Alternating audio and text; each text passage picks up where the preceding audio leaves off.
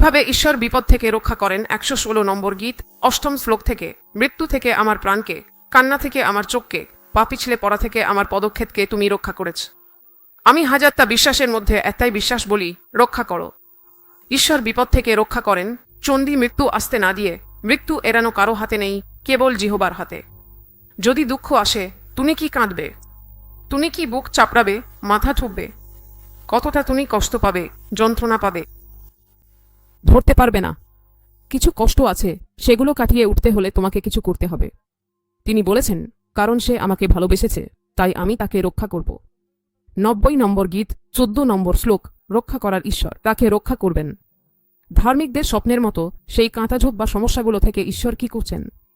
তিনি রক্ষা করছেন, মৃত্যু থেকে রক্ষা করেন, কবরে পড়ে যাওয়া থেকে রক্ষা করেন, সমাধিতে নেমে যাওয়া থেকে রক্ষা করেন, শত্রু আসতে না দেন, সেখান থেকেও রক্ষা করেন, চোখের জল ফেলতে না হয়, সেখান থেকেও তিনি রক্ষা করেন, পিছলে পড়ে না যাই, সেখান থেকেও রক্ষা করেন।